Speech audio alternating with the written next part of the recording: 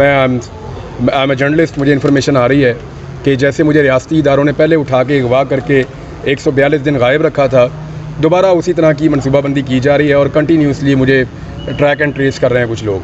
वो मुझे उसकी परवाह कोई नहीं है, जब तक मैं बाहर हूँ तब तक मैं बोलता रहूँगा। लेकिन मैं जज साहब को मैंने अपना ये कंसर्न जो है वो मैंने बता दिया कि जी ये मेरा कंसर्न है। तो उन्होंने कहा ठीक है, आप इट्स अप टू यू कि अगर आप आना चाहें या ना आना चाहें। फिर मैंने उनको बताया, मैंने कहा जी मुझे एक तो ये है कि मेरा नाम नहीं निकाला गया और ये अदालती हुक्म की खिलाफ वर्जी की गई है। दूसरी मैंने उनको ये बात बताई कि मुझे तो ASF ने दूसरा मुकदमा करवाया, तो मैं जुरिस्डिक्शन में था वहाँ पे एयरपोर्ट की और ASF की, तो ASF ने दूसरा मुकदमा करवाया, इसका मतलब है मैं उनकी हुदूद में था जब ही उन्होंने मेरे पे मुकदमा दर्ज करवाया। और ASF कैसे अलाउ कर सकती है नामालूम अफराद को जो मुंह पे मास्क लगा के आए कि वो मेरे जैसे बंदे को उठा के प्राइवेट गाड़ी में डाल के ले जाए वहाँ से, जबकि मेरे पास ऑर्डर्स भी हैं वफाकी हुकूमत की तरफ से और सेक्रेटरी का एक लेटर भी मौजूद है और यहाँ से मेरे पास अदालती ऑर्डर भी मौजूद हैं। तो ये ऐसा नहीं कर सकते थे। ये चीज़ मैंने जज साहब के सामने रखी कि जी ASF इज़ इन्वॉल्व और वो फेडरल गवर्नमेंट का इदारा है, पंजाब गवर्नमेंट का नहीं है। तो हम यहाँ पे पंजाब गवर्नमेंट की शिकायत लगाने या उनकी चीज़ें करने नहीं आए, वो हम वहाँ पे उनको इंशाल्लाह निपटेंगे।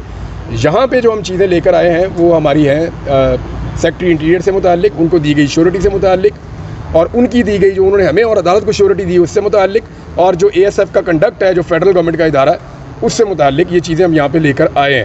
अदालत केस में बड़ी कार्रवाई, इमरान रियाज खान साहब जो है ना वो अभी बाहर आ गए, उनके वकील से बात करते हैं, उनसे पूछते हैं क्या हुआ।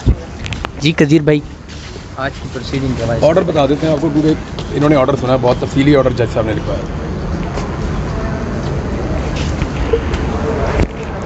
अच्छा, आज जो है वो इमरान रियाज से रिलेटेड जो केस था, जो कि पहले अदालत ने 11 को एक इंटर कोर्ट अपील में एक ऑर्डर पास किया था जिसमें हमें हज पे जाने की इजाज़त दे दी गई थी इमरान रियाज साहब को, और फिर हमें सेक्रेटरी इंटीरियर साहब के पास भी भेजा था कि जी आप वहाँ पे चले जाएं, और चूँकि आपने लाहौर से ट्रैवल करना है तो सेक्रेटरी इंटीरियर साहब जो कंडीशन इम्पोज करते हैं उसको देख लें। अगर वो कंडीशन अनरीज़नेबल हुई तो हम उसको सेटिस्फाई कर देंगे और उसके बाद आप हज पे जा सकते हैं।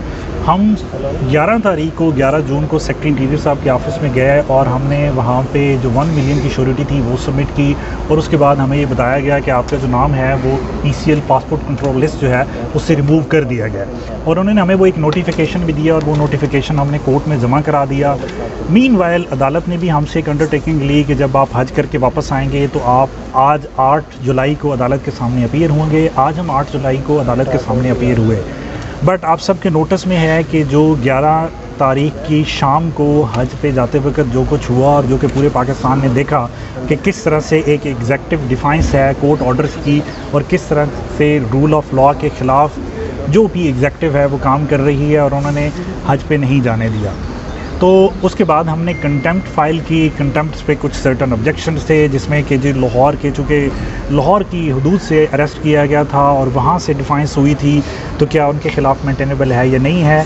खैर वो एक प्रोसीजरल ऑब्जेक्शन थे। आज अदालत ने जो है सेक्रेटरी इंटीरियर को जो एग्जेक्टिव डिफाइंस थी उसके अगेंस्ट एक कंटेम्प्ट नोटिस में जारी कर दिया है कि जो सेक्रेटरी इंटीरियर है वो आके बताएं। और दूसरी सबसे अहम बात ये है कि जो हमारा नाम था PCL लिस्ट से, अगर से हमें एक नोटिफिकेशन तो दे दिया गया कि आपका नाम निकाल दिया गया और आप ट्रैवल कर सकते हैं, लेकिन एक्चुअल में हकीकत में कभी भी नाम नहीं निकाला गया था।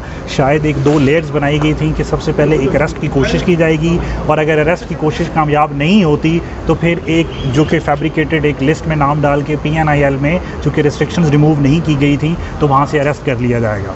तो उसके बारे में हमने एक सेपरेट पिटिशन भी फाइल कर दी है और हमारी इंटर कोर्ट अपील आज भी पेंडिंग है जिसमें मुतलका सेक्रेटरी इंटीरियर को और कंटेम्प्ट में भी उनको बुला लिया गया है कि वो आके बताएं कि उन्होंने क्यों जो कोर्ट ऑर्डर है उनकी डिफाइंस की है और क्यों एक डिसीविंग टैक्टिक्स यूज़ किए हैं जिसमें एक नोटिफिकेशन निकाल दिया कि आप पे कोई restriction of right to movement नहीं है और आप ट्रैवल कर सकते हैं, लेकिन एक्चुअल में वो कभी भी नहीं निकाली गई थी।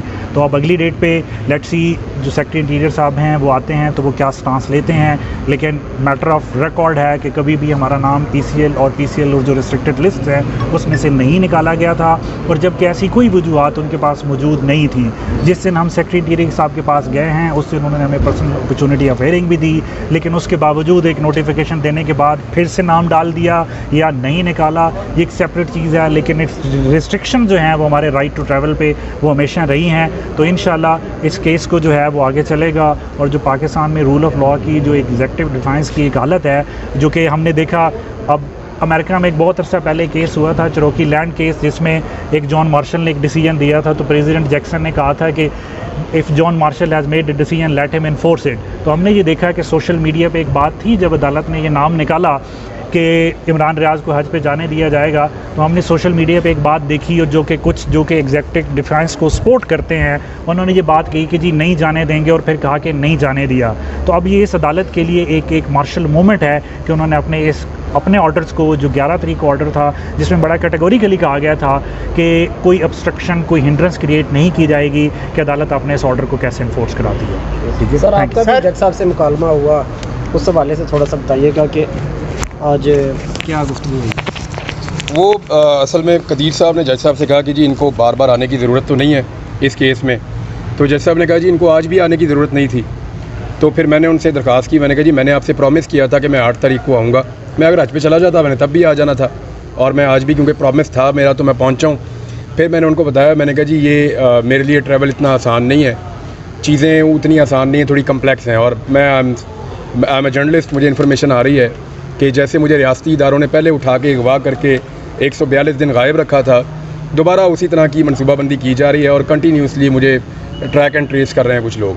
वो मुझे उसकी परवाह कोई नहीं है, जब तक मैं बाहर हूँ तब तक मैं बोलता रहूँगा, लेकिन मैं जज साहब को मैंने अपना ये कंसर्न जो है वो मैंने बता दिया कि जी ये मेरा कंसर्न है।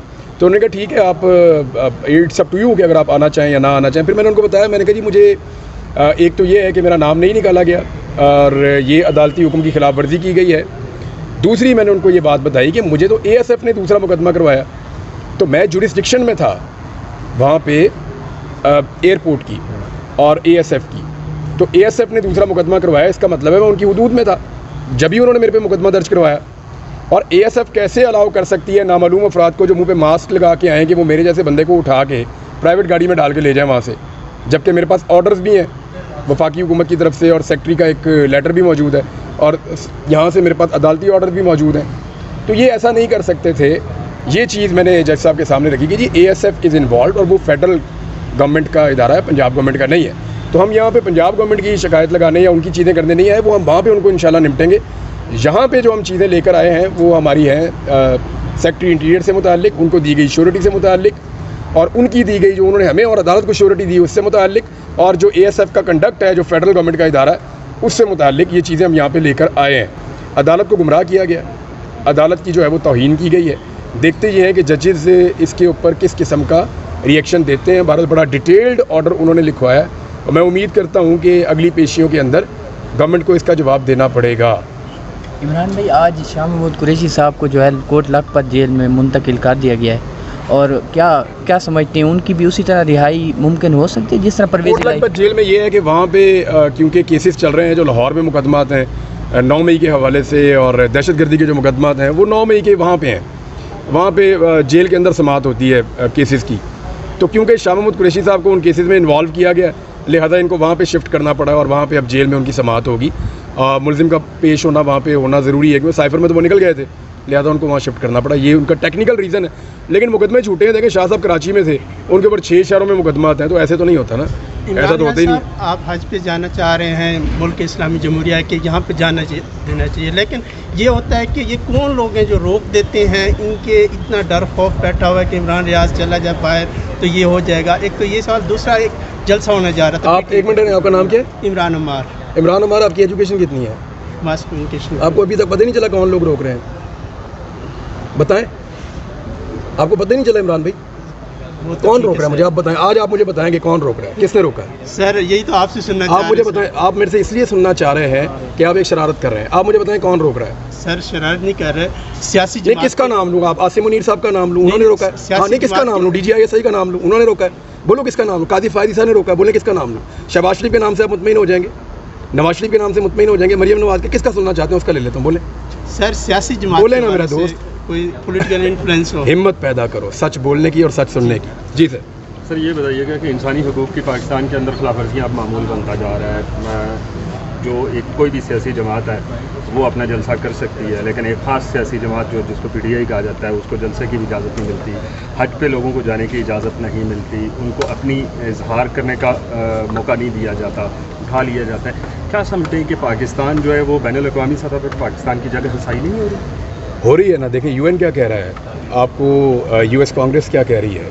हमारे मामलात में मुदाखलत तो किसी को नहीं करने देंगे, मैं उसके ख़िलाफ़ हूँ। लेकिन मामला ये है कि अगर हम अपना दुखड़ा पूरी दुनिया के सामने खुद रख रहे हैं, अपने कपड़ों पे खुद दाग लगा रहे हैं, तो क्या लोग बताएं भी ना।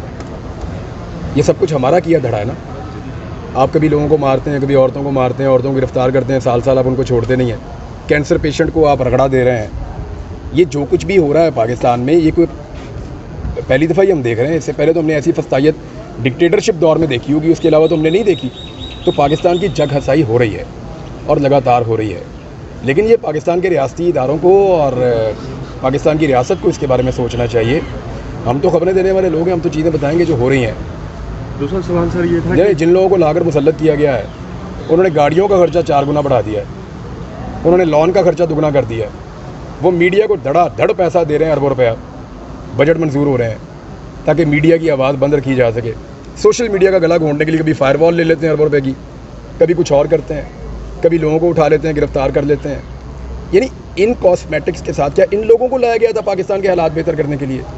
अगर आप इन लोग इतने अरसे के बाद अगर आपकी समझ इतनी है ना कि आपने इन लोगों के जरिए से पाकिस्तान को ठीक करना है, तो 2 साल में इन्होंने जो बेड़ा गर्क किया, आपको बहुत मुबारक हो, ये पाकिस्तान का और बेड़ा गर्क कर देंगे।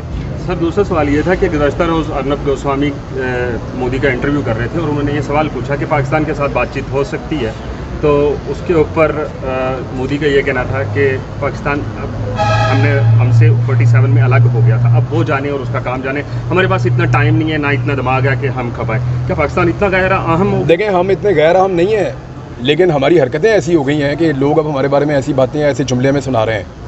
क्या ये मोदी आज से 3 साल पहले ऐसी बात कर सकता था? उस वक्त तो ये जहाँ जाता था पाकिस्तान पाकिस्तान पाकिस्तान बोलता था, नाम लेता था हमारा। उस वक्त तो इसको नींद नहीं आती थी पाकिस्तान का नाम लिए बगैर। ये क्या हो गया ऐसा 2-2.5 साल के अंदर कि वो हमें बेवकूफ़ समझ रहा है, या वो समझ रहा है कि हम लोग चीज़ ही कोई नहीं है? क्या हो गया पाकिस्तान को 2 साल में? कुछ तो हुआ ना भाई, कोई तो ऐसी चीज़ है जो हमसे गलती हो गई है, या लोग हमारा दुश्मन भी हमारा मजाक उड़ा रहे हैं। तो मामला सिर्फ इतना है कि $600 अरब की इकॉनमी है उनकी, और आपकी $6 अरब मुश्किल से है, तो फ़र्क तो है ना भाई। फिर सर हुकूमत मुज़ाकराती कमेटी बना रही है जिसमें खान साहब ने भी कहा हमारे नुमाइंदे भी शरीक होंगे, क्या समझते हैं? ये ऑपरेशन के मामले के ऊपर जो वो हो रही है APC ओवरऑल सर सियासी अदम इस्तेकाम जो है उसको कम करने के लिए, सियासी अदम इस्तेकाम कम एक ही तरीके से हो सकता है कि विक्टिमाइजेशन जो है वो ख़त्म की जाए। यानी जब आप लोगों को मारते हैं तो लोग रोते हैं, अगर आप नहीं मारेंगे तो नहीं रोएंगे।